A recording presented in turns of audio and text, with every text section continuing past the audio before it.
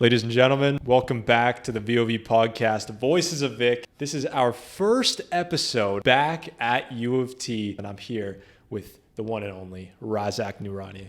How's it going, everyone? Thank you so much for having me. I've been a DJ since I was 17 years old. I'm such a big fan of Tiesto, you know. I made a mashup. Tiesto picked it up on his radio show. He said my name and he said, what an amazing mashup. And his team reached out. And that one moment changed so much for me. And we started touring across Canada. Like we went to Calgary, Montreal, Vancouver. At Waterloo, I performed at Maxwell Concert Hall. We filled up the venue with 500 people, which was just awesome. It's so crazy because I just never thought when I initially came to Canada that I would be doing that. Funny enough, there is no club scene in Pakistan. It's an Islamic Republic, so there's no clubs and like bars because you can't legally serve alcohol in Pakistan. That's why it's so unorthodox and so weird for like someone to be a 17-year-old DJ in Pakistan, a place where there's no clubs, a place where there's no bars or anything. In 2023, your recap for YouTube music, over 4 million views, over 130,000 hours of listening time. I can't really wrap my head around it sometimes. This has started to happen with me a bit more. You know, I announced this is my mashup. I play Americano, and random people, they start coming behind the stage and start taking videos with me. And it's kind of become all about broadcasting to your friends that you're there than actually going and enjoying the moment. I've seen people who are so high and like who drink so much that it messes with their heads. If you truly work as hard as you can, there's no way you don't deserve it. Like everyone who works super hard and does everything they need to and is in the right place at the right time and is perseverant and works for long enough, they will definitely do what they set out to do. You know, it's just a matter of time and believing in yourself. Ladies and gentlemen, welcome back to the VoV podcast, Voices of Vic. This is our first episode back at UofT, episode 72. Ladies and gentlemen, I'm here with the one and only Razzak Noorani. How's it going, everyone? Thank you so much for having me, man. I appreciate it so much. So, absolutely. Yeah, Did I'm I excited. Butcher the pronunciation of your name? Razzak Noorani. Razzak Noorani. Perfect. Yep. Okay, awesome. Perfect. To read out his Instagram bio, he's a UofT student by day, DJ by night. Is there a third title? If you had to give yourself a third title, what would that be? Marketing person at different companies. Like I do marketing for a few different companies. So I think that would be my third title. Yeah, marketing person. Yeah, basically. We'll get into it. It's impressive the stuff you got going on here with DJing especially. That's a space that I'm not overly familiar with, but my dad was a DJ in his time in Mexico. No way. Absolutely. Awesome. So yeah. I was asking him beforehand. He's at work, so he couldn't reply to me, but I'm like, can you give me a bit of your experience so I can relate it to Razzak here? Unfortunately, we didn't get anything, but I'll ask you all the questions I need to about DJing.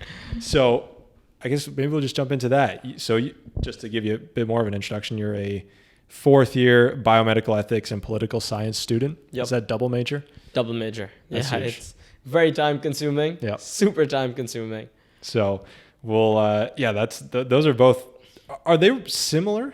Biomedical ethics and political? Because it seems like one's life science, one's obviously poli-sci. Yeah, exactly. So bioethics is basically the law governing medicine.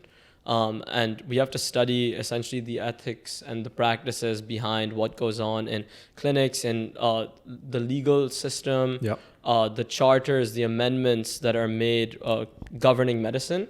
So, for example, vaccine mandates, organ transplantation laws, euthanasia, and a lot of similar stuff like this. Right now, my main focus is on genetic technologies.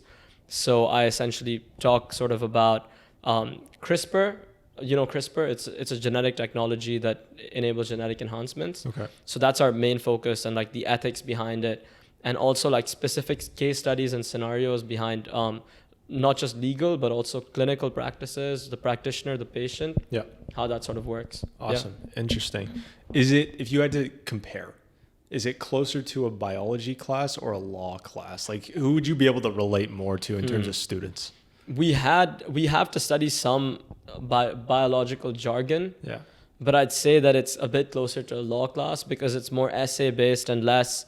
We don't actually have to study the anatomy of the human body per se. Got it. We have to study more charters, amendments, and specific case studies of patients, doctors, that kind of stuff. Interesting. So it's a bit of like medicine, law kind of mix. It's Yep. very unique and niche. So I really like it because of that. That's awesome. Yeah. That's very interesting. So now I'm going to rewind it a little bit more here. I'm going to say what came first, because this seems quite opposite to DJing. I get that a lot, actually. Yeah. The interest in biomedical ethics. Like, did you want to do this in high school? Were you a DJ in high school? When did all that start? I've been a DJ since I was 17 years old. Yeah. I started when I was in Las Vegas. Mm-hmm. Or no, actually I was in LA, like in the USA. Yeah. I was with my grandmother, and like I was at this, Santa Monica Pier. Yep. So I was at Santa Monica Pier and I won a football challenge. After winning that football challenge, we won a music production voucher for Logic Pro. Now, funny enough, I never used Logic Pro. I used FL Studio. Yeah. But that's the software that I started using. And I've always had musical ideas. I've always been very artistic since the beginning. You know, I've loved to draw, and I've just found a lot of joy in being someone who takes part in artistic ventures in general. So I got started with mashups. I started making, like, I used to think when I would run, like, I love football, like soccer, and I love running. So when I'd play football and like run, I'd think of ideas and how to make them come into life, essentially. Yeah. And so, I'd think, oh, this song would go perfectly with this song. And then I'd try and make that happen on the software, and it would just sound horrible. Yeah. Like, I would practice for hours and stuff. And for me, it was just like the joy of creating. And I kept watching like these YouTube tutorials. And then slowly, it just became a lot better for me. I started understanding a bit of music theory, charts, scales, which major and relative minor works together and like BPMs, all of these corresponding things. I started learning as much as I could about all of these things. And then slowly I became a bit better, and gradually I actually made mashups that were listenable, like, to put it in a straightforward way. First, they weren't even listenable. You couldn't even hear like anything because it was so bad. Like, yeah. But now fast forward to today, like, if I look back, I'm like, oh my God, like the level and how much I've grown is crazy. Yeah. So I started making these mashups, and I would do it for fun. I was a high school student. I was like giving my A levels.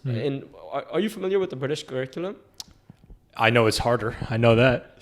It's a lot more difficult. Like, actually, way more difficult. So, I was giving my A levels in economics, psychology, world history, English, and math. So usually you take 3, but I took 5 subjects. Yep. And then I was also doing my DJing stuff and music in general. And so I got more involved in like making music and stuff. And then I was in Vegas with my grandmother, and I saw this huge picture on a building of Tiesto's face. And I said to my grandmother, one day this guy's going to know who I am. I'm such a big fan of Tiesto, So it was just something you say at the time. Yeah. And so a year later, I made a mashup, and Tiesto picked it up on his radio show, Club Life. Yep. And he said my name, and he said, what an amazing mashup. And his team reached out, and it's just so crazy. Like, that one moment changed so much for me.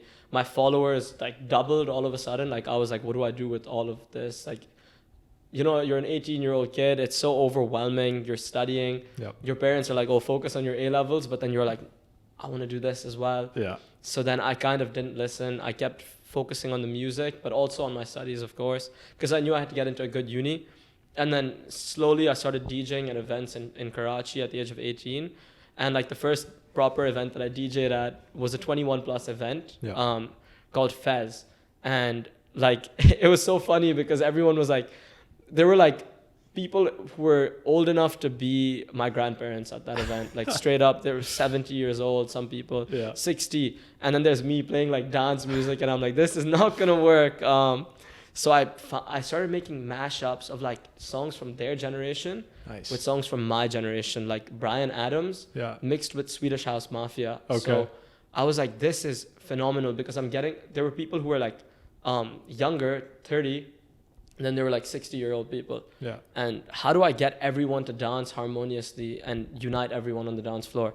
So I thought, I'm going to make this mashup, and I'm going to play my own mashup. And with the first reaction, so I made this mashup of Don't You Worry Child and Summer of '69. Yep. And the reaction, because everyone is singing, and then the people who like jump at the beat drop, they're all jumping. And I'm like, the energy is unbelievable. And the feeling of uniting people, there's just nothing like it, you know? That's awesome. So yeah, that's when I properly started. I started DJing more and more events. And for me, like the biggest reason why I started doing it was for charity. I started a society called Teens for Hunar in my school Lyceum. And that society's purpose was to raise funds and awareness for over 100,000 of Pakistan's underprivileged youth. And so we would do the marketing for events and raise funds through those events and raise donations for the underprivileged youth of Pakistan. Yeah. You know, growing up in Karachi, I've seen a lot of poverty on the streets. And for me, I thought, what actionable step can I take through my music to actually help out with anything at all and even make the slightest bit of difference? So the first sort of time that I found out that this is something that can actually make a huge difference was when I hosted an event with, again, like 21 plus people. Mm-hmm. And the event was a Teens for Hunar event hosted by me and some people in the society I created. Yeah. And so we raised over 1 million rupees in Pakistan, which was a huge deal for an 18-year-old kid to do. Yeah. And I DJ'd at the event, I sold the tickets, and all the funds went to the underprivileged children of Pakistan. That's awesome. And the whole purpose was vocational training, plumbing. The institution that we would donate to would teach these kinds of skills, employable skills that would help them raise money for their families and stuff. Wow. So for me, it was such an honor to do that. And magazines came and started picking it up. And all of a sudden, like, it just, you know, it got bigger and bigger. And I guess fast forward, what came to UofT, I tried to get as involved in the music scene in UofT because in Pakistan it was doing well, but it's a new place, you don't know anyone. Mm-hmm. And slowly I started getting more and more involved. I met an awesome person named Jeff, who soon became my manager. Nice. And we started sort of touring across Canada. Like we went to Calgary, Montreal, Vancouver, all over the place. Even like, I'm forgetting the name of the place. Brantford. Brantford, Ontario? Brantford, Ontario. Yeah. Yeah, so I'd never heard of that place, and I got a call to go to Brantford, Ontario. Yeah. And we're going to Guelph. We're doing shows across Toronto. So Kingston, Ontario. Yeah. You know, it's awesome. Like all the memories, and I'm so fond of them. So we're here now, I guess. There you go. So when you're going around to these different cities, because I was checking your Instagram, as I told you, and I saw you did a show at University of Waterloo. Yeah. When you say you go to Guelph, when you go to Kingston, when you go to these different places, are you going to like venues to perform? Is it bars? Is it universities? Like what's the main type of show that you do? So at Kingston, I performed at a club called Stages Nightclub. Yeah. At Waterloo, I performed at a venue called Maxwell Concert Hall. So it was a concert hall.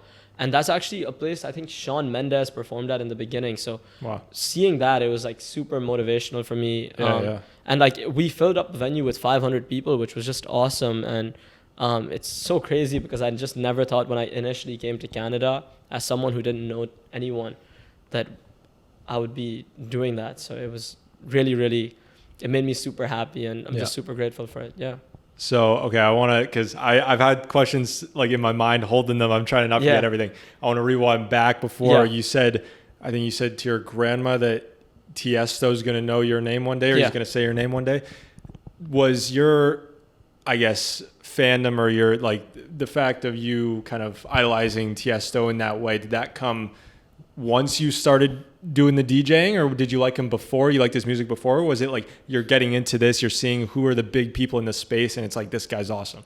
I've been a fan of Tiesto, Martin Garrix, Alesso, Zed, Calvin Harris, Kygo, all of these people, and David Guetta, so many more, since I was like 11 years old. Like, oh, wow. I've literally been listening to that kind of music since I was a kid. I remember I first heard like Galantis, Runaway, Avicii, Levels, and I'm like, this is the kind of music that I love. And I just knew in that moment that, one day maybe I want to do something like that. Yeah. But I never knew how to get started. But when my friends and I were like 13 years old, we'd be in the car on the way to like football matches. Yeah.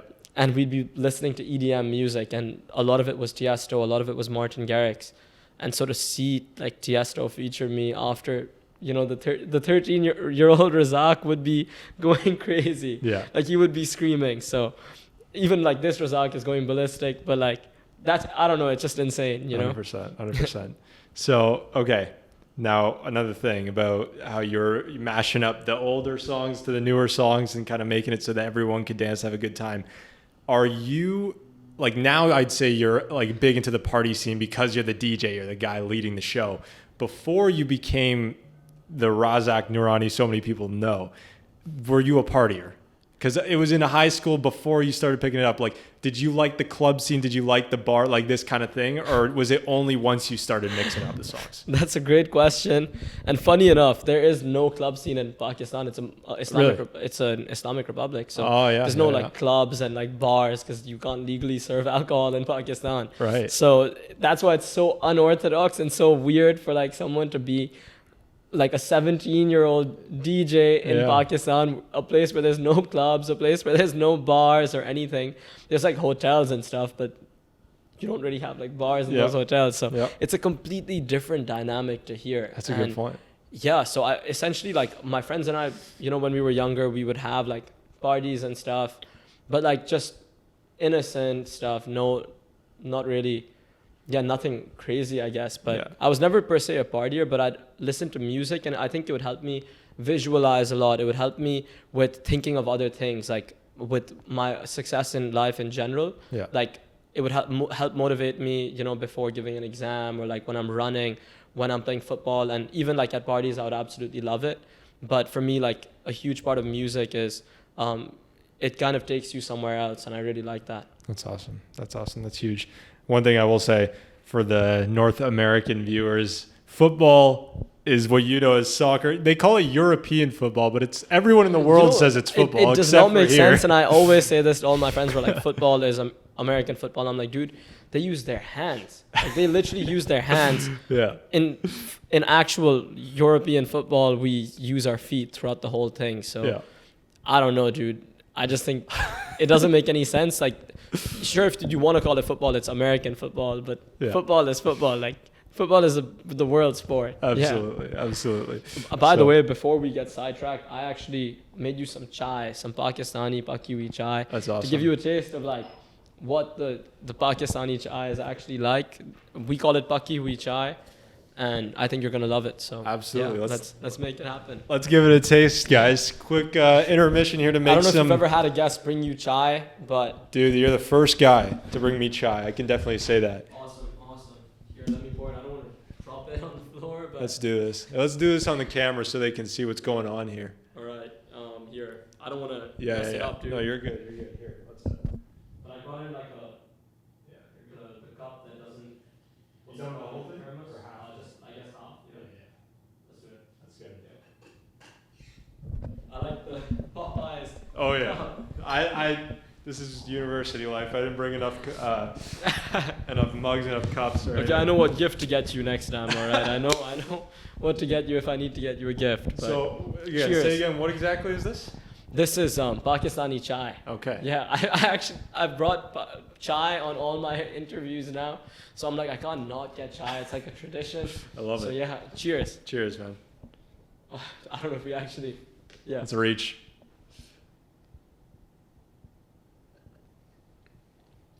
That's nice. That's nice. What do you think? That's great. I drink tea. I don't know. People ask if I'm a coffee or a tea guy. I like both. Awesome. I like both. Yeah. Do you like coffee or no? I love coffee. Yeah. I love tea, but it depends on the tea. Like, if it's tea like this, then I'm all for it. But if it's like horrible tea, then no. So yeah, if the tea is good, basically. I'm not a fan of horrible drinks myself either. But no, man, this is good. I was gonna ask. Yeah. You say you like coffee. You have some Red Bull here too. Are you one of these UofT students who lives on coffee, lives on caffeine? You got to be up late. I don't know if you want me to say on camera, please, but yeah, absolutely. Last night, they should know the story. Absolutely. Yeah. Last night you were up until 3 a.m. Where were you performing? I was performing at a place called Sigma Chi. It's on UofT's campus. It's a frat.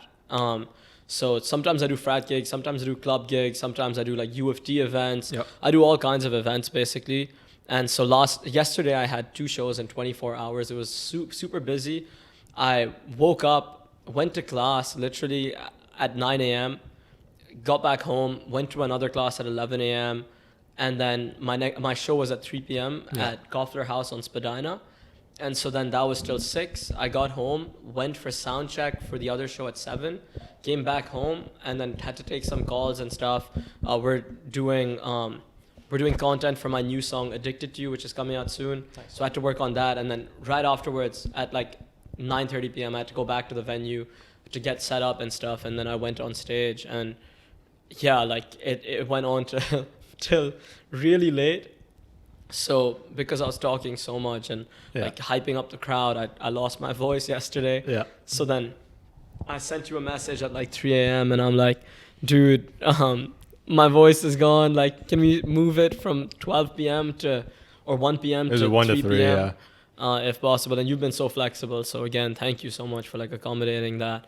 But yeah, I didn't want to come in with like a voice that was like, you know, completely like gone. RFK Jr. I don't know if you've seen him. Yeah. But no, that's fair. This is the thing.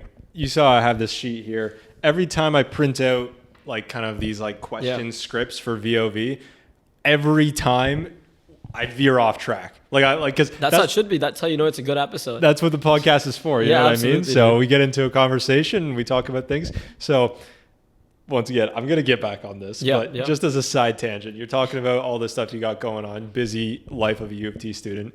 A lot of people, like almost everyone actually, says that they don't have much time at U of T.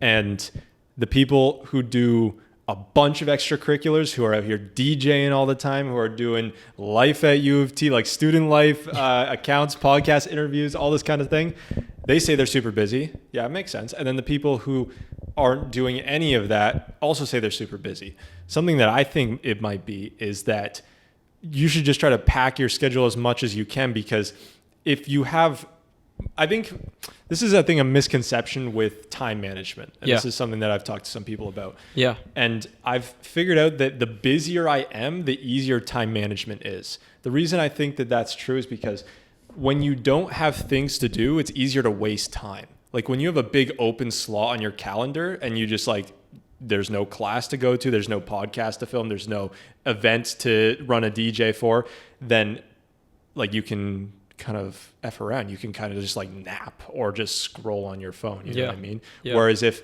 I don't know, you join an intramural sports team, if you start like a blog, who knows? But the more responsibilities you have, it's like you can't waste time because you have to do this. You have obligations. You know what I mean? Have you found that to be the case? Like, how do you manage your time? I think my time management is not the best. Like I get, dude, I get such bad like feedback about my time management from a lot of people in my life, because like I'm constantly late, like I'm running from one place to another place. But at the same time, like in terms of, you know, I'm doing 2 jobs, or like I was doing 3 jobs, and DJing and university and music. Yeah.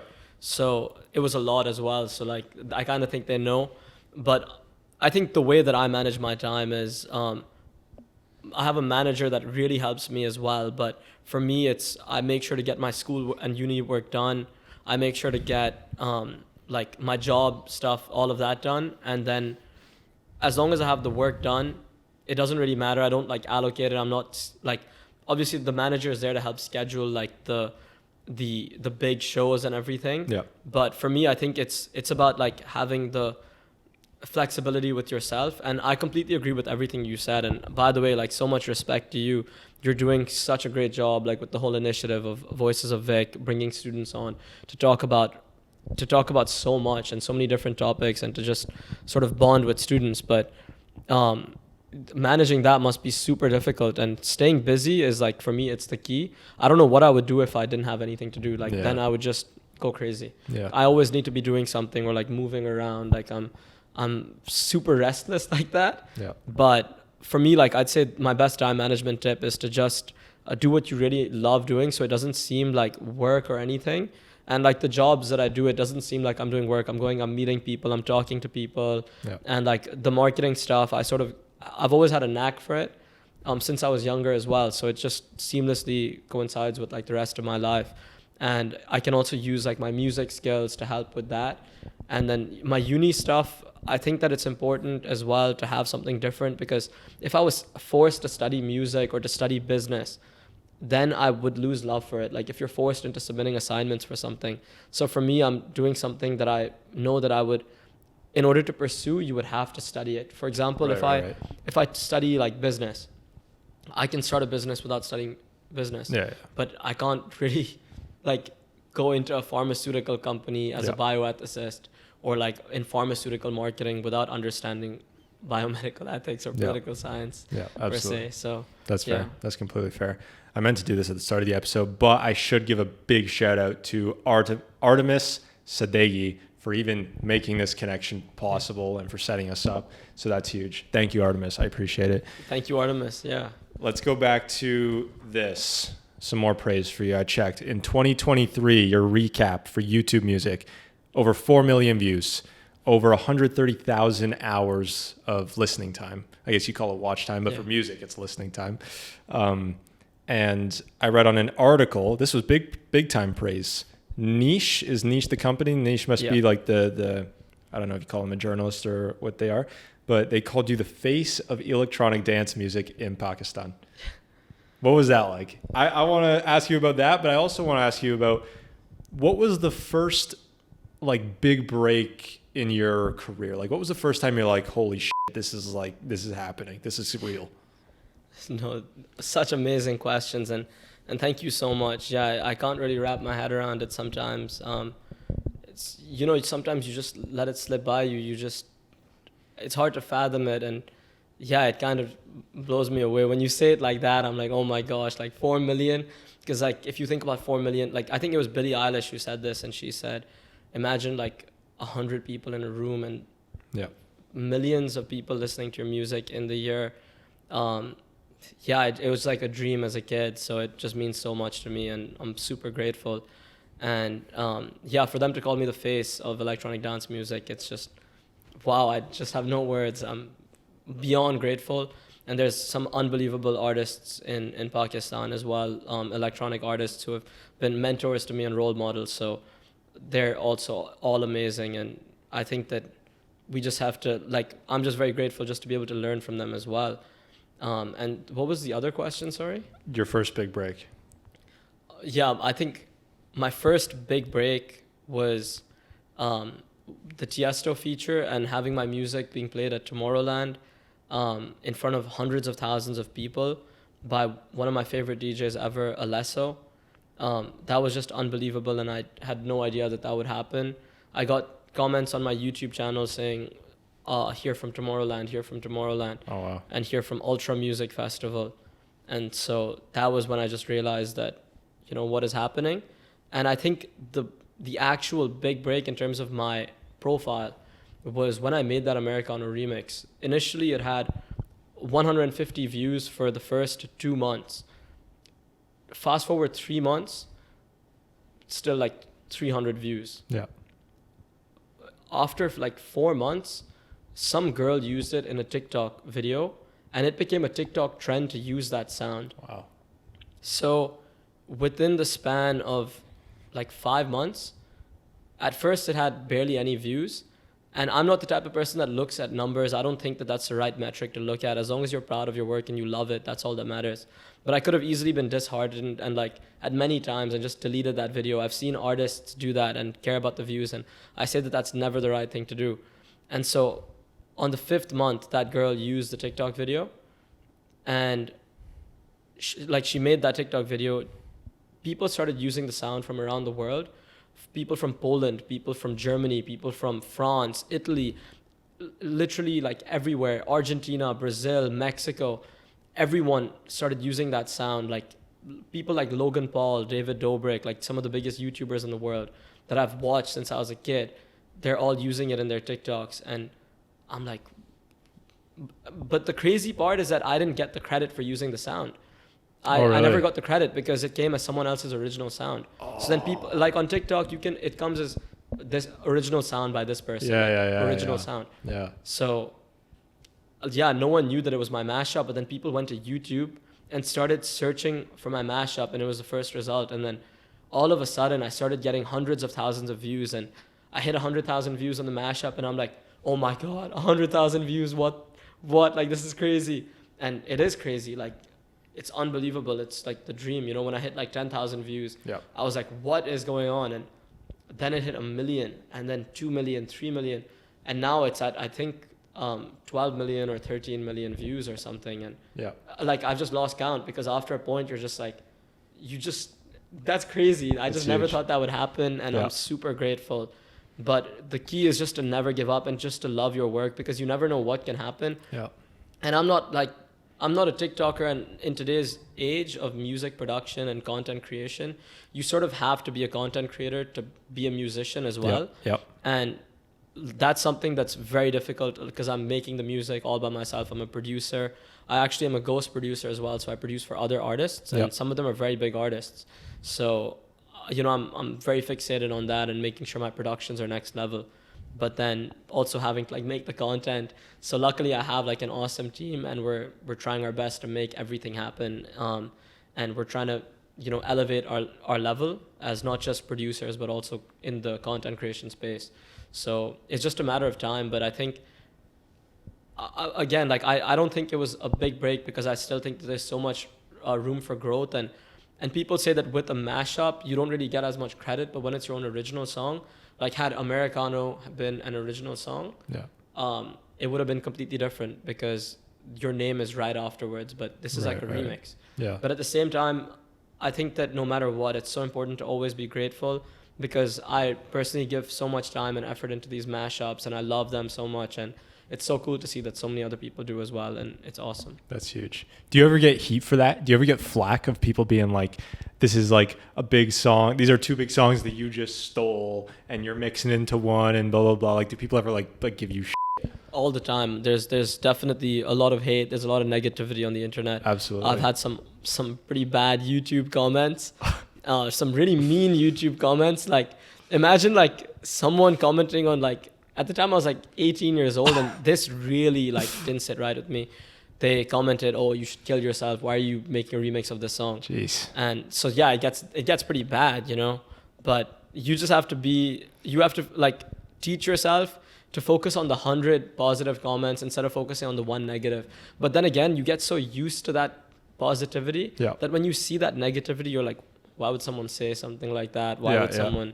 But it's so important to just keep going and be yourself and just love what you do, because you're not doing your work for other people. You're doing your work for yourself. You're not living your life for other people. You're living completely for yourself. And that's the key. It's just to be completely authentic and actually love what you do. Yeah. So let me ask you this question. This is the thing where you've said you've done a lot of interviews before. I like to challenge guests. Yeah. Okay. Yeah. I don't like giving softball interviews. Sometimes we get into back and forth, and it's interesting. And that's what people are like, oh, damn. Okay. He's actually here. It's not just like a thoughtless conversation. He's actually trying to figure some stuff out. So you say you're doing it for yourself. When you see these haters, ignore it. You're not living for them. You're living for yourself. Yeah. I understand that completely. And another thing I also say, I've said this to guests before, when you're doing something meaningful and when someone's dissing you on an internet comment section, like for me, because it happens with a podcast, of course, I just ask myself, who would I rather be? Would I rather be Razzak Noorani, Pakistan's #1 electronic dance DJ, or would I rather be this random guy with a meme troll profile picture dissing on him in the comment section at 1 a.m. right? Fair enough, man. So it's like, I'll take the heat. It's fine. Yeah. And if you want to be a person who's doing something like this, like the positivity and the good stuff doesn't come without the bad stuff. There's going to be a lot of lows. There's times where you're feeling low. People are saying horrible things to you, but all of that, those articles that you're seeing, all of that hard work and the results, they don't come from just easy stuff. It's a lot of difficulty, and there's a lot of people who are starting out as DJs because they see the success and they think that it's easy. But something that's so important to keep in mind is I had to do this without making any money from it, without, having any guaranteed viewers. Like now I have over, I think, 200,000 monthly listeners on YouTube. But at the time I had like a few hundred. No, thank you so much. But at the time I had a few hundred, and I wasn't getting credit for my work. People were using my mashups on TikTok, and I wasn't getting credit. And the key is, would you still do it if you're not making money from it for years? If you don't think even if you there's a chance of you not ever making money from it, if there's a chance of you never getting credit for your work, would you still do it? And for me, at a point, I was like, oh, should I give up? Like, what should I do?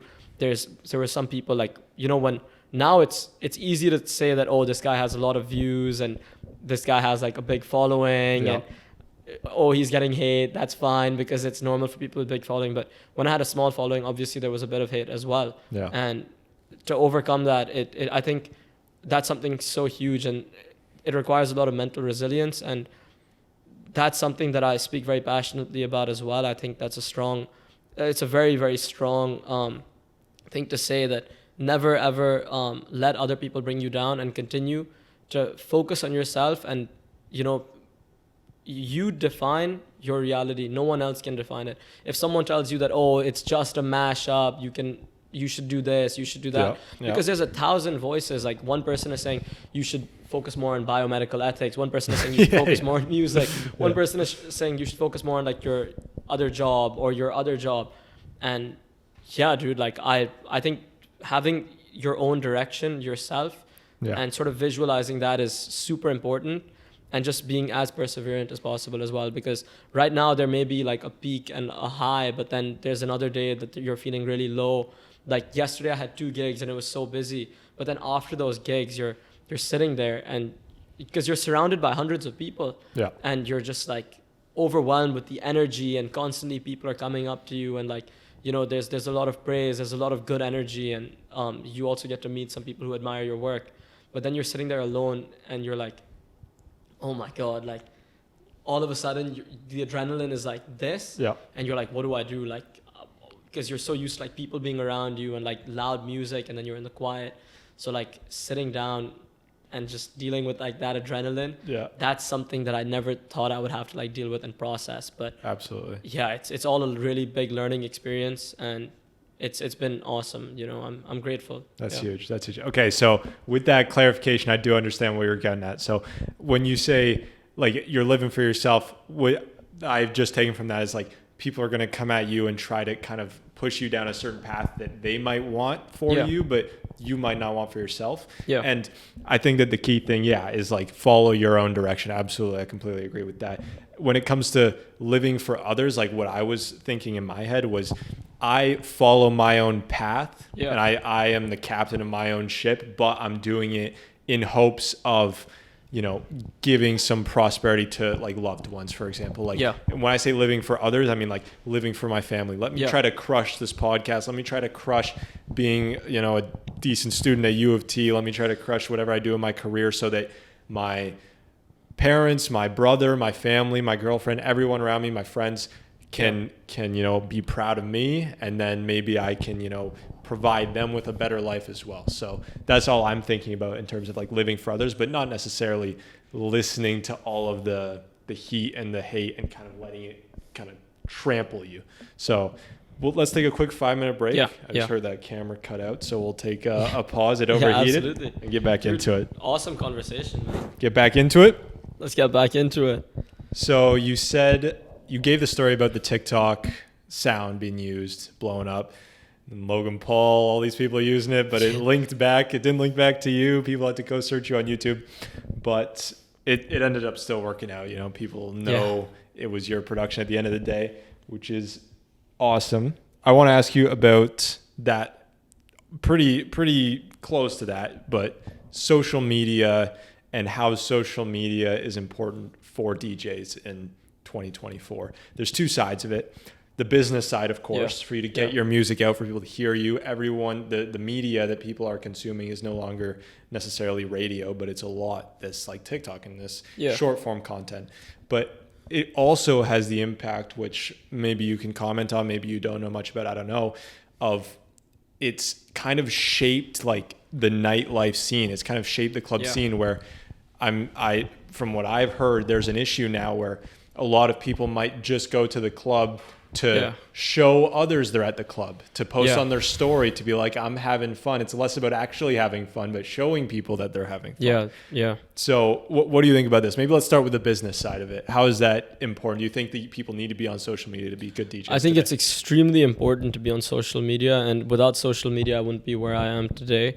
You know, I'm working on social media for UofT, so the fact that I have that opportunity is just unbelievable. And I think it provides you with this opportunity that can change your life to the highest degree. Like for me, with the mashups, with now going on to my original music, it's just made such a huge impact in my life. And I think the key is to study it as much as you can and learn as much as you can about it, but not put everything into it, because people get very disheartened when it doesn't work out. And very often it's not going to work out. Yep. Like with social media, you'll never know what's going to go viral, what's not going to go viral. There'll be someone who puts hundreds of hours of effort into one video, for that to be overtaken by some girl who does a dance on TikTok. Yeah, literally. Straight up. Yeah, literally. Legit, dude. So, but I think it's still important to make the effort to let your fans know, let your audience know what's happening. Yeah. And just like I keep posting stories to let everyone know, and all the people that engage, I sort of interact with them. I talk to them as much as possible. And I think it's a great way for other people to find out about me, not just in terms of being a DJ, but also in terms of being a ghost producer. They reach out, they're like, oh, can you potentially make this mashup for this festival? Yep. Or could you potentially make me a song like this? And so it's very interesting, you know? But social media has immense power for your business and for everything in general. So, Absolutely. yeah. Absolutely. Awesome. Now, the dark side of it. Yeah. The nightlife. Do you think that it's had a negative impact on that, where people's intention is less about enjoying the moment and more about broadcasting to everyone to be like, I'm partying? Dude, I'll tell you a story about like last night, actually. Funny enough that you mention it. Last night I was like performing at the event. I was on stage, and there were some like random people that I've never met in my life. And I think this has started to happen with me a bit more. But, you know, I announced that this is my mashup. I play Americano, and random people, they start coming behind the stage and start taking videos with me. And it's kind of become all about broadcasting to your friends that you're there than actually going and enjoying the moment. Yeah. Because like when you're playing your song that you put hours into, and then people are just holding their phones, like, yeah, it's a sign that, oh, they want to show their friends that they're there. Yeah. So it's a good thing, but at the same time, like if they're just holding their phones and not dancing, Yeah. but yeah, like last night there were people coming and like taking like videos like this behind the DJ booth, and I was like, is this how all the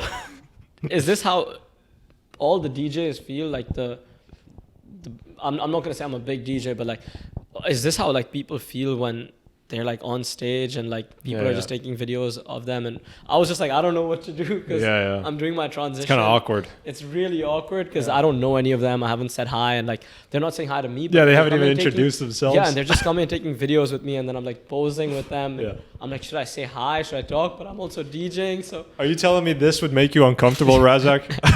If we did the rest of the podcast like this? Absolutely. Not at all. Yeah. Man. Besides that one, what are some other things? Like, what's the craziest thing that's ever happened at a show? Oh, there's like thousands of stories. There's literally, I don't want to say this, dude, because I don't want to, dude, I don't know what I can say on the podcast. Yeah. Are you worried about me or you? I'm worried about another person. Oh, okay. Yeah, like I don't want to say something, but there was someone, there's some people who say some interesting things. Yeah. Dude, there was someone who just, I don't know if I should say it on the podcast. You don't need to. Maybe just, if you could tell the story, but maybe just don't say the name of whoever it is. There's a girl who went behind the DJ booth and fell. Yeah. Fell off the stage? No, like fell on me. Oh, fell on you. And then obviously, like, what do? You help the person. Yeah. And so then, she, that person started following me. I don't know if I should mention it, but like to like events at where I work and stuff. So interesting. Like I work. You had a stalker. I think so, kind of. Yeah. I work at like the radio station, so she would show up there. Yeah. And then like at random places I'd see, and I didn't know what to make of that. Like, what do you do in that situation? Like, how do you act? Was she like your age? Around my age. Yeah. Okay. I think like a year younger, but Interesting. Basically. Pretty weird, right? Yeah, so there's a lot of crazy stuff like this. Like, there's been times where, I'll tell you a crazy story about like the venue.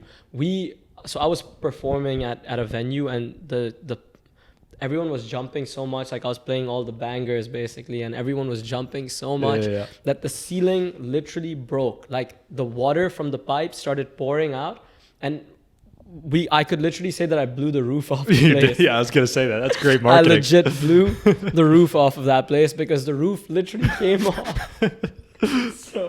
So that was crazy.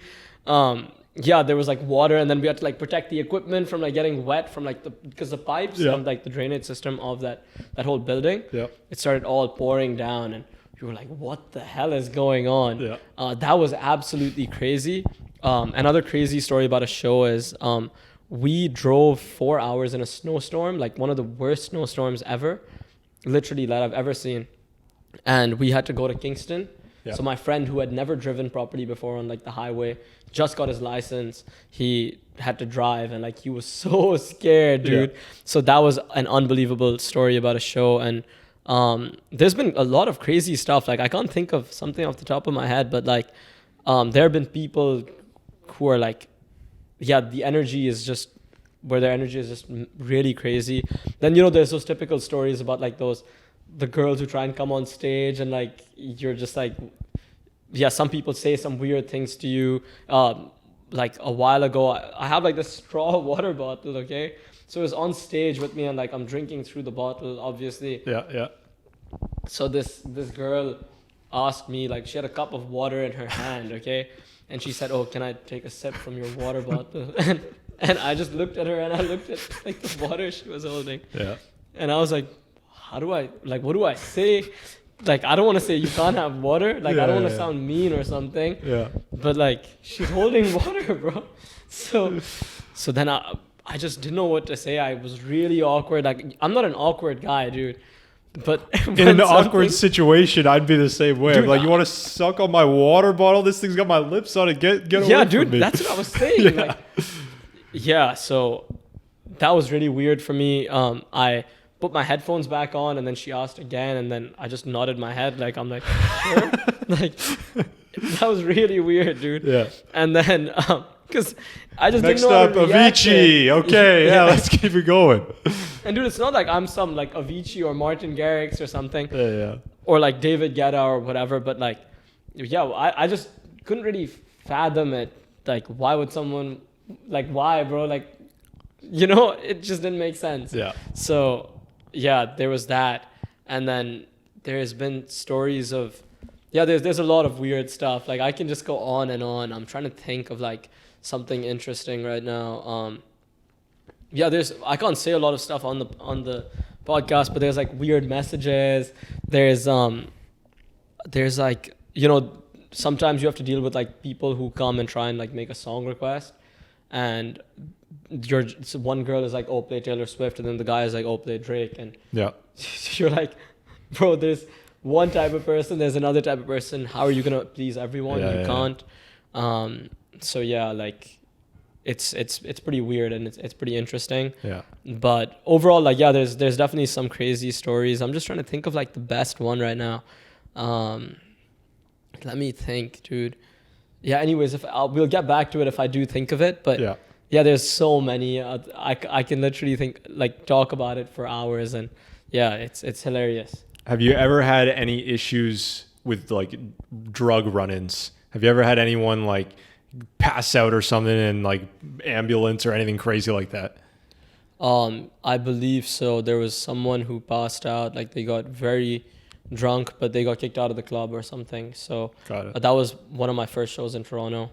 It was on Front Street, and like, yeah, it was, they just started falling down and stuff, but there weren't ambulances. Of course, like at every club, like people are always taking drugs. I want to actually put it out there that I don't drink, I don't do any drugs, I don't smoke, I don't do anything like that.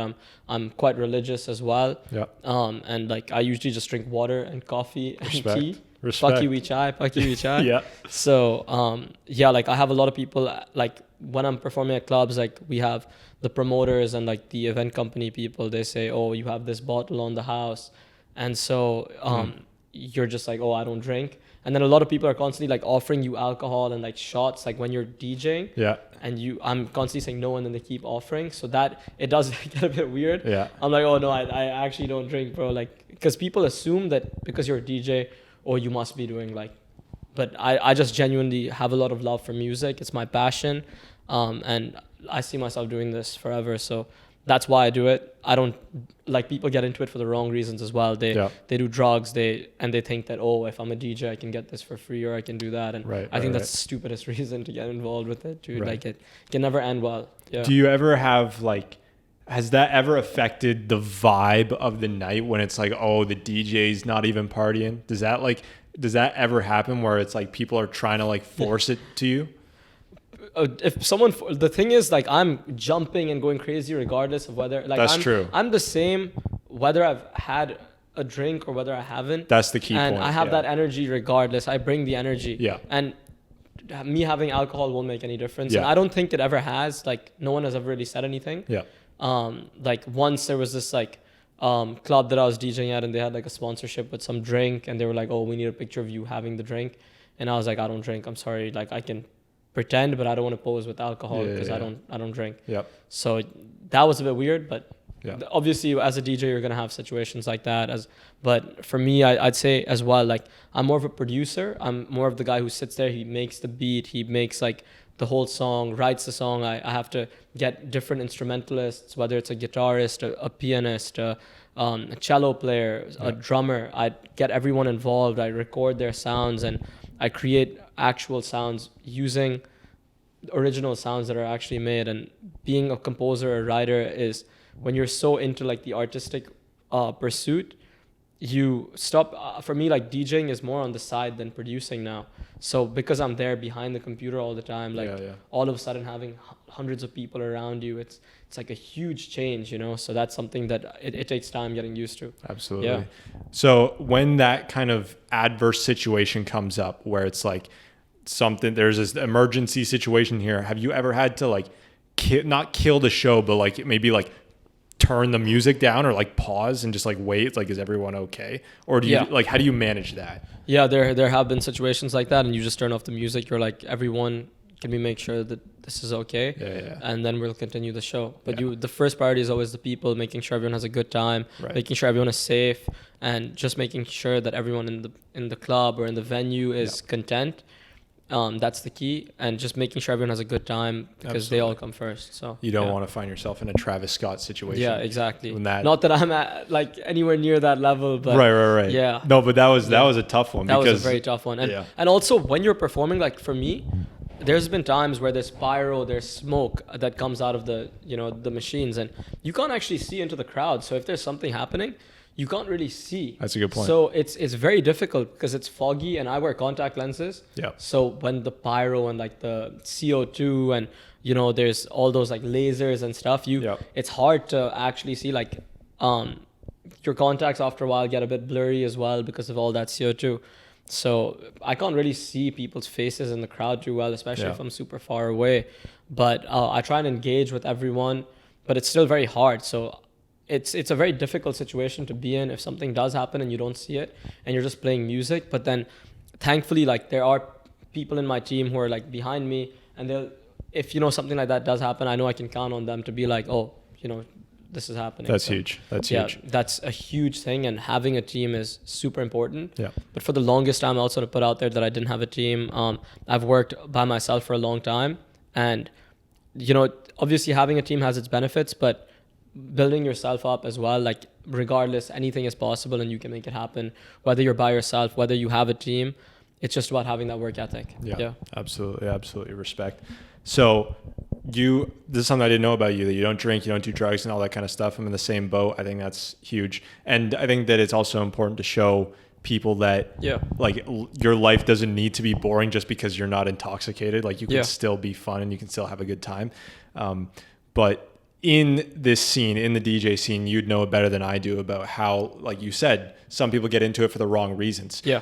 If a DJ is in that space and they are a drinker and they do take drugs, have you ever witnessed like that affect the performance? Like, because I wouldn't know. Like, does being drunk like hurt the the night? Like, does the DJ like mess everything up, or can guys like work on that? Like, you wouldn't know from personal, obviously not you doing it, but Yeah, I'd have to think you like, definitely can, because being high on the DJ board was gonna fuck up the music. I've seen people who are so high and like who drink so much that it messes with their heads and they mess their transitions, and it's very visible. And obviously for me, I don't think transitions are actually the most important thing. I think that the song selection is the key, but at the same time, like, they lose track and it can really negatively affect them because they just get out of it. They're, you know, tipsy, and you just start to mess up, and they start to fumble basically. 100%. What I want to know, what are some of the challenges, like not even just at shows, I mean like the entire DJ experience? Obviously you're a student, so there's a unique aspect there too, but what are some of the challenges that people might not see or might not hear about? Like things that maybe like stress you out or get you down, make you maybe like, I can tell you, I've never thought about quitting, but there's a lot of times where I'm just like, this sucks. It's so hard to keep going, but I just gotta do it. Mad respect to you, by the way. Like, I love this whole initiative that you've started. So again, like, it's amazing. You're managing this uni, you're managing your life, you're managing so much, dude. Like, you should also be someone who's answering that, because dude, you've started this all by yourself. Like, and an example of someone who's done it without a team as well. I appreciate it. Huge respect, bro. I appreciate it. Yeah. For me, I'd say when I have like exams piling up, but then I have to give an exam in the morning and then I have to travel to give a show at night because I've confirmed with the venue, and I'm like, oh my God, I haven't prepared enough. Like, what do I do? It's super stressful. And also, like, when you put hours and hours and hours into a project just for like the vocalist to like bail on you, or like when you, for me, like I've had like some record deals that I've almost signed, but then they try and you find something in the contract, and then it could easily sort of harm you. They're hoping you don't read that part.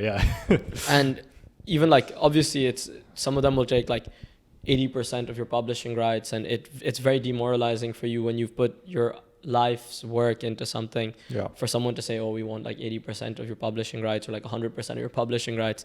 And especially when you're super happy, because these labels contain a lot of notoriety, and you really, like, people think that, oh, if I get this record deal, my life will just be different, and it's not true. You can, like, there's people like Marshmello, there's people like Billie Eilish, there's huge artists now who have done it without a label.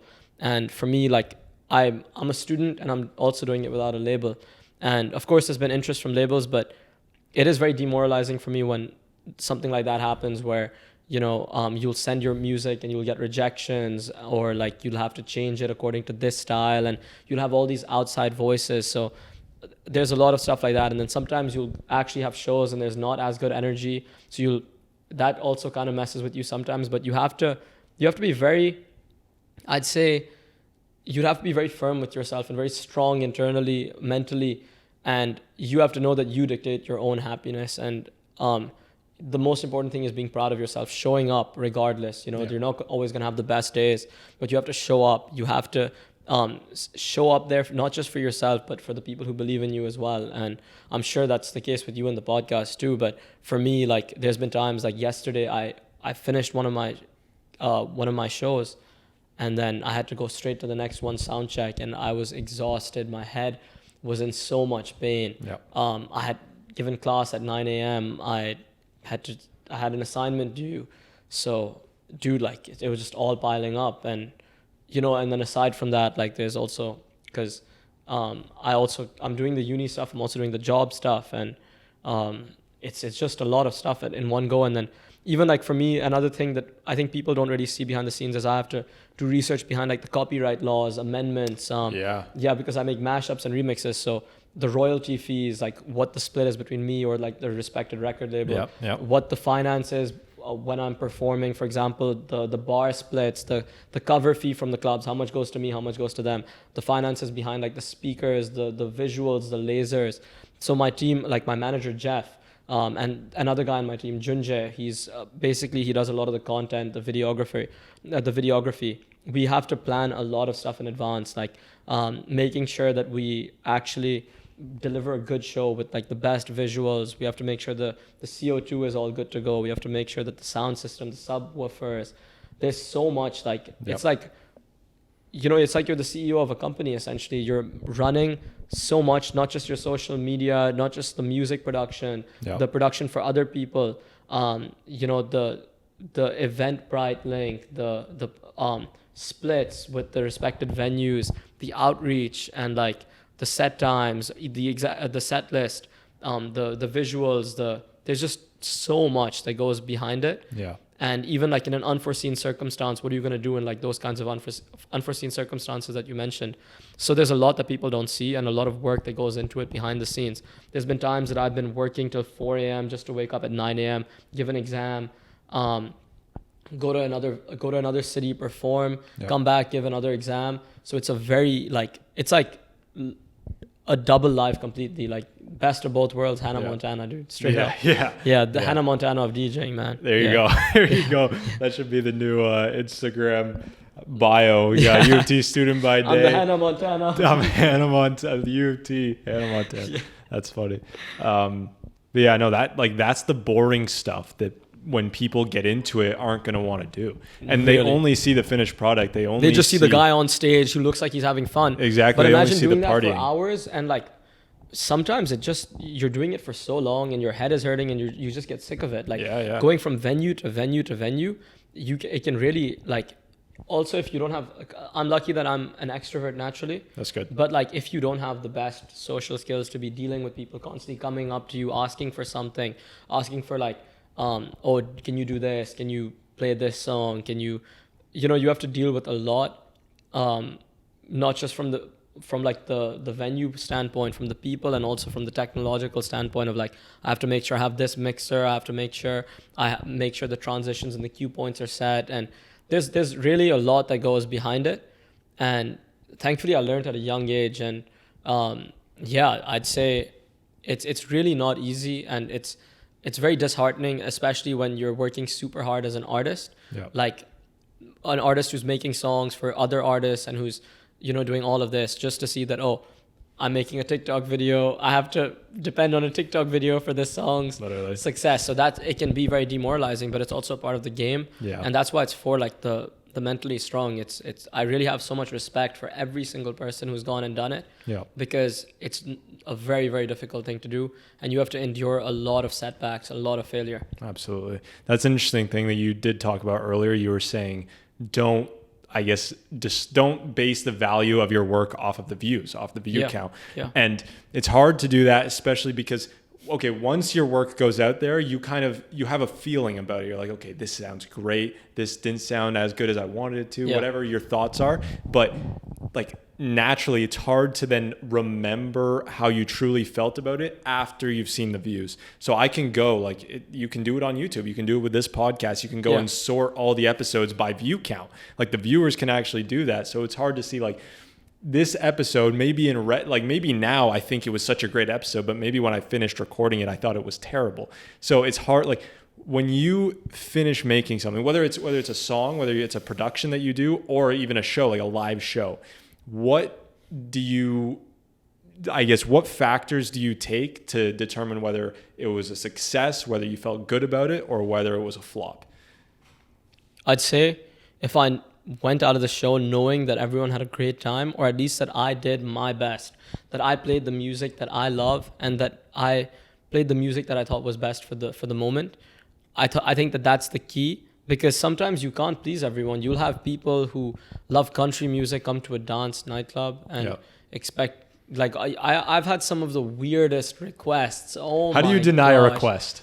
Huh? How do you deny a request? If someone comes up to you and says, Razzak, I want to play On the Floor by Ice JJ Fish, you're like, we're not playing that tonight. How do you do it? I don't really respond because I have the headphones on. So either I see and I like nod, or I just like, I say maybe in a bit, maybe, let's see. Maybe in a bit, yeah. Because you don't want to be like ruin their night. Yeah, I'll be like, maybe like it was someone's birthday. So this girl came up to me, she's like, oh, it's my birthday. Like, can you play this? Can you play this song? Like, and it was like a really sad song. Damn. Like it was, I'm forgetting what the name of the song was. I think it was. Kill the mood. Yeah, dude. So I was like, why would I play like a really sad song in like a nightclub where everyone is like dancing right now and jumping. Like that makes no sense. And it's her birthday, so how do I disappoint her? Like, what do you do in these moments? It's so awkward. You don't want to ruin someone's birthday. Yeah. But like they also shouldn't put the pressure of like you making sure their birthday is good on your hands. Like I shouldn't have that pressure on me to make her birthday like the best thing ever. And it shouldn't be based on that one song being played either, that sad song. Yeah. But yeah, like I don't know. There's just some really weird requests. You find out later when you go home, it wasn't even her birthday. She just wanted a song. Imagine. Exactly. But no, that's funny. I have another question here. Yes. So you are, how old are you? You 20, 21, 22? 23. I just turned 23. 23. Yeah. We're in the A-level system, so we're a year, like we have to do a year extra in A-levels and then we come to uni. So when I came to uni for my first year, I believe I was 19 or like turning 20. Yeah. So, and everyone was like 17, 18. Yeah. And so that was pretty like interesting because like everyone in my grade is like younger than me. Yeah. But like the people who come from the A-level system, they were all the same age. So makes sense. It's interesting to see. But obviously like once you're past, like once you're in the same class in uni, like no one really cares about age or it doesn't matter. 100%. Absolutely. What about you? How old are you? I'm 20. Okay. I'm going to be 21 in a month. I wouldn't have guessed that. I would have thought that you're like 22, 23 based on the way you're speaking and stuff. But again, like you're super mature, man. Yeah, you're very mature. Thank you very much. You should have seen me 3 days ago. I had a big fat mustache. I shaved it off. I had to because I don't think so, but people are like, if you have that mustache on your podcast, nobody's want to come and talk to you because you look like a freak. So I'm like, all right, you know what? I'm sure it was a great mustache, man. I loved it. I already miss it. But but no, sorry. So you're 23. You're young. You're in this up and coming new generation where TikTok is now a big thing. We talked about social media. We talked about all that. How will you be able to stay in touch as you age? Because I think that your age now, because people are talking like, I'm sure old people are blown away about how a 23-year-old could be as successful in DJing as you are now. But I think to anyone that is 23 or in their 20s or at university can tell, like, with social media, with this new tech that only this generation really kind of fully grasps and has their hands on, we can get the success because so many people are using this stuff. So that, I think personally, just from what I've seen, that I feel has given you an edge, whereas maybe some DJs are in their 30s and they're a little bit older, they might not have as good of an idea about what's famous, like how do you make a song that gets big on TikTok, that kind of thing. But as you go into the future, if you're planning on doing a career in this, which I think you are absolutely you? Okay, cool. But more as a music producer than a DJ. Yeah, 100%. So how do you stay in touch? How do you make it so that some new 17-year-old Razzak Jr. doesn't come and take your place? You know, I don't view it as taking each other's place, and I don't view it as competition. I think that we can all be there for each other and help each other grow. I've studied the longevity and success of individuals like Calvin Harris and David Guetta, and there's always room for one more person who's truly worked hard. And if you truly work as hard as you can, there's no way you don't deserve it. Like everyone who works super hard and does everything they need to and is in the right place at the right time and is perseverant and works for long enough, they will definitely do what they set out to do. You know, it's just a matter of time and believing in yourself. And so I study the longevity of Tiesto. He's a big role model of mine. And the way that he keeps up to date, like Tiesto collaborated with Martin Garrix when Martin Garrix was only like 20. And so Tiesto learned new tricks from Martin Garrix and Martin Garrix learned new tricks from Tiesto, because there's new plugins that are constantly coming out and I have to stay up to date with those new plugins, the new sound packs. There's so much new stuff, like new features of the digital audio workstation as well that will actually increase my workflow, increase my music production output as well. So me being able to study that and ensure that these things are all in check, I think that would be the key for longevity, but also making a sound that's super timeless. Like when I listen to an artist like Zed, his sound is super timeless. I'll still listen back to some of his tracks and I'll hear sounds that I never knew existed before.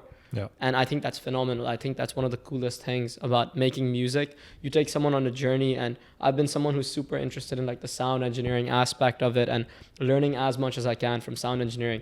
I personally have reached out to people from Santiago, Chile, Buenos Aires in Argentina, Mexico, like Michigan, and I was a kid in Karachi doing this. I was 17 years old, reaching out to all these people who are a lot older than me, and I was saying, how do you do this? How do you equalize? How do you distort? How do you add compression to this specific track? What's your advice for automating a mixer track? All of these specific sound engineering tips and mixing tips, mastering. I didn't know anything about it when I started, but I reached out to hundreds of people, and there were a few people who got back to me. And then I got on a Zoom call, and then they see this like little kid wearing his headphones. Like they were like, I think it could have even motivated them. You never know, because someone is willing to learn. And so I'm like eternally grateful to all of these people who have, from around the world, who have taught me some unbelievable lessons. I actually have a mentor here in Toronto at CIUT 89.5 FM. He's Ken Stour. He's the program director of CIUT. Yep. And he has dealt with artists from Venezuela, Pakistan, Brazil, you name it, all places around the world. He has such a great understanding of music, and he's been in the game since he was like 29 years old. And now he's, I don't know how old he is, but he's been involved in the radio station for over 30 years. So it's insane to see that growth and that level of knowledge. So I think being coachable, remembering to always like stay as humble as possible, and never think that you're too good for anything. You can learn something from anyone. You may hear a sound. Like I recorded a seagull, actually. I was on the harborfront and I recorded a seagull. Yeah. And I made an insane sound using that seagull. No way. So never underestimate any sound or anything. That's my thing. And that's how I think that's the key for longevity. Like David Guetta is a prime example. He collabs with artists that he sees on the come up, and he learns their new tricks and gets involved in new genres and keeps evolving his sound. So for me, I think that's going to be crucial in the upcoming years. That's huge. That's huge. Thank you very much for being here. I really appreciate it. That is the worst timing because that battery just cut. So we'll take a 2-minute break. Yeah, and then we can run the outro. Yeah, absolutely. And then we'll be set. Amazing. A quick break. Batteries died at the worst time. We were talking about, off camera, we were talking about running. We also had some more stories about some crazy stuff that's going on. Let's hear those before we end it up. Oh yeah, there was I was performing at TMU at I think it was a club. Yeah, it was a club. And the DJ booth was like not elevated. So then these girls came and started reaching out and like touching my face, bro. That was like the weirdest. That's one of my weirdest stories, because that has never happened. And then some people started leaning on like the barricades, then the thing broke. Like it broke. Oh, damn. So that was really weird. Yeah. That's what you get. Razzak's a handsome man. This guy, he's got the ladies reaching for him. Gotta make Nothing sure compared to you, my man. Nothing compared to you. Gotta make sure you get the CeraVe going later at night. Who knows where those hands have been? But that's hilarious, dude. That's funny. Awesome. That's quite a scene to be in, because I don't. It's not something that I like. I know much about. I just don't know much about it. But no, I don't think it has anything to do with being handsome, by the way. I just think it has something to do with people being drunk and just being really weird. Like I don't think it has anything to do with being handsome or anything. That's fair. But that went out again. Okay. I think we didn't give it long enough. Let's give it a couple minutes and we'll get back into it. That was a good story. We'll wrap it up. We got some final thoughts. You got to plug some things before we do. You mentioned running. I'm running more recently. I started running more in the summer. Yeah. But is that your way to stay fit? Is that your main thing? I actually come up with ideas for music from running. I hear sounds around all around Toronto, and my new thing is that I'm going around and recording sounds from Toronto and from all over the place and making songs using those sounds and challenging myself. That's sweet. So it gives me a lot of inspiration, and I listen to songs and I'm like, I can make a mashup with this while I'm running. And it's also super good for your health. It helps me a lot with getting my mind off of things, and it's just overall it improves my mood so much, and it's been amazing. So I've been running for 2 years, and now I do 10Ks, and I feel weird if I don't run, so it's pretty interesting. Yeah. That's sweet. That's awesome. Big respect to that. Yeah. What about you? How long are you running? Yeah. I only started in June. I've only started in June, but I'm training up. I'm trying to run the Toronto Waterfront Marathon. I might even be doing that too, man. Really? Yeah, let me know. We'll run together or something, dude. That's sweet. We both live right next to absolutely right next door. Yeah. Yeah. It's gonna be awesome. I've never the idea of running that long is gonna be insane. Yeah. But we'll see if I can crank it out. That's your hockey gear? Yeah, there it is. Crazy. We got a Victoria College jersey. It's super sexy. I should show you it. Yeah, you must, dude. Are you in the UofT hockey team? Not U of T. It's intramurals. Low key. I said it was ass. Sick. That's so cool, though. Yeah. Like playing hockey with your buddies. I love it. I play intramural soccer. That's football. awesome. Yeah. That's awesome. And you said St. Mike's? St. Mike's, or we make our own team. That's dope. But last time I was St. Mike's, yeah. That's dope. Were you St. Mike's as well? No, you're Vic. No, Voices Vic. of Yeah. What kind of stupid question was that? You could start your own team. You could be the St. Mike DJs. Yeah. St. Mike's DJs. There you go. Yep. Anyways, wrapping it up. Thank you very much for being here. I appreciate it. I appreciate your time. Appreciate your stories. Super interesting. I think that the viewers, I think the U of T is going to find your tale, your career so far pretty inspiring. And if you have things to plug, please do. We'll tag you and everything. But yeah, go ahead. Firstly, thank you so much, man. It's been such a pleasure. This has been a great episode, and there were some awesome conversations, and I think we covered a lot, which is great. And I want to say I have a song coming out on Monday. It's called Addicted to You, and I've put in so much work into this. It was actually at first a ghost production for another big artist, but they had their album that came out. So once their album came out, I was like, oh, I have this song to release now, and it's an absolute banger. And I love this song so much with all my heart. I put in so much work into it. And it's literally my baby. This song is one of my favorite songs I've ever made. I hope you all enjoy it so much. And stream Addicted to You when it comes out on Monday. I don't know if this episode will be out after that, but if it's out before, then promo. It's coming out this Monday? It's coming out this Monday, yeah. Okay, so it'll already be out. Oh, amazing. Awesome. Go stream now. Yeah, go stream now, and much love. Yeah, thank you so much again for having me. It's been such a pleasure. Absolutely. And it's been a lot of fun. Awesome, man. Cheers. Appreciate it, ladies and gentlemen. Thank you for watching. That is episode 72 of VoV Razzak Noorani. Let's go. We will see you next Sunday. Peace out.